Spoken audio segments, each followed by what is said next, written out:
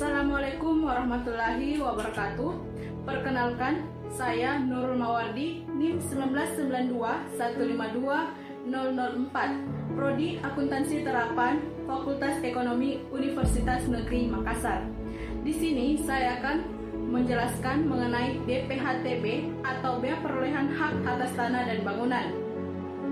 Submateri yang pertama ialah pengertian BPHTB. BPHTB adalah pungutan hak atas tanah dan bangunan. Pungutan ini ditanggung oleh pembeli dan hampir mirip dengan PPh bagi penjualan, sehingga pihak pembeli dan penjual sama-sama memiliki tanggung jawab untuk membayar pajak.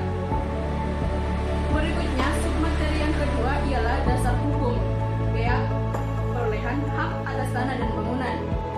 Dasar hukum yang mengatur Bea Perolehan Hak Atas Tanah dan Bangunan atau BPHTB diatur dalam Undang-Undang Nomor 21 Tahun 1997 dan perubahannya dalam Undang-Undang Nomor 20 Tahun 2000. Dalam peraturan ini disebutkan bahwa perolehan hak atas tanah dan bangunan tidak hanya meliputi jual beli saja, akan tetapi perolehan hak atas tanah dan bangunan yang dikenakan bea perolehan juga berlaku terhadap yang pertama, tukar menukar, yang kedua, hibah atau perolehan hak atas tanah dan bangunan dari pembeli hibah namun pemberi hibah masih hidup. Yang ketiga, hibah wasiat atau perolehan hak atas tanah dan bangunan kepada penerima hibah namun berlaku setelah pemberi hibah meninggal dunia. Yang keempat, waris. Yang kelima, tukan pembeli dalam lelang. Yang keenam, pemisahan hak yang mengakibatkan peralihan.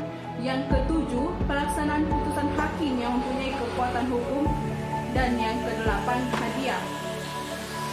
Persyaratan mengurus BPHTB.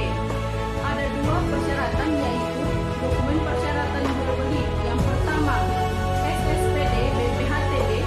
Yang kedua, fotokopi SPPTB PBB untuk tahun yang bersangkutan.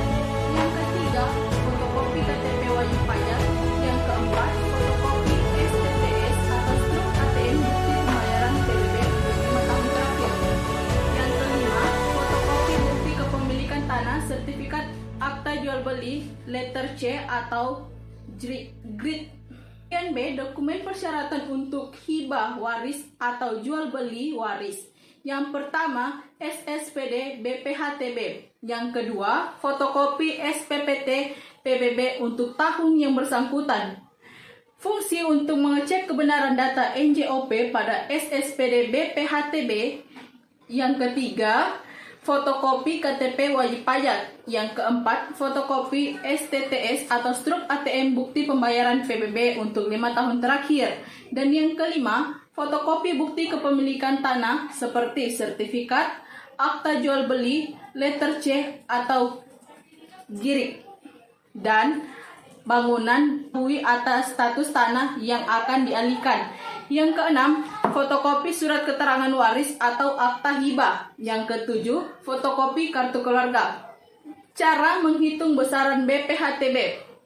Para wajib pajak diberikan kepercayaan untuk menghitung, membayar, dan melaporkan sendiri pajak yang terutang wajib pajak menggunakan surat pemberitahuan pajak daerah atau SPTPD.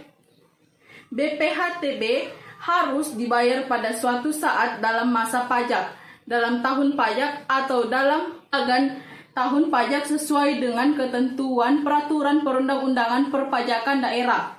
Rumus perhitungan untuk mencari BPHTB ialah tarif pajak dikali dengan dasar pengenaan pajak atau DPP.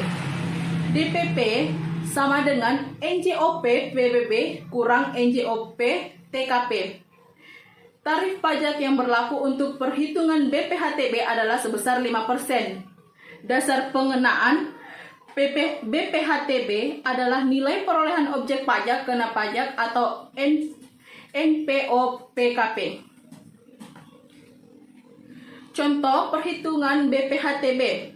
Ibu Endang akan membeli sebuah rumah di Jakarta Timur dengan luas tanah 300 meter persegi dan luas bangunan 150 meter persegi berdasarkan NJOP. Harga tanah 800.000 per meter kubik dan nilai bangunan 650.000 per meter. Berapa besaran BPHTB yang harus dibayarkan Ibu Endang? Yang pertama, kita harus mencari perhitungan PBB atau NJOP tanah, di mana 300 meter persegi dikali 800 meter sehingga menghasilkan 240 juta. Untuk NJOP bangunan 150 meter persegi dikali 650 meter, 650.000 sama dengan 97.500.000 rupiah.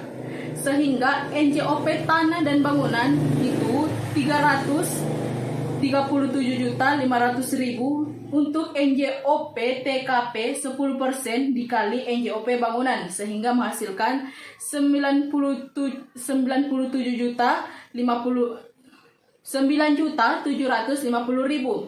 Tarif pajak perhitungan BPHTB-nya, sehingga perhitungan BPHTB-nya ialah tarif pajak dikali dasar pengenaan pajak atau NJOP PBB dikurang NJOP TKP.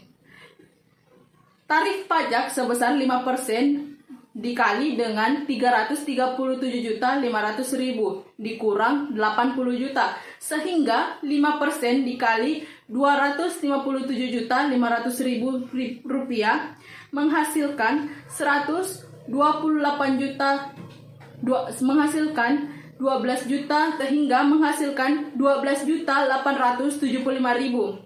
Jadi NJOP DKI Jakarta adalah 80 juta rupiah. Sekian presentasi dari saya.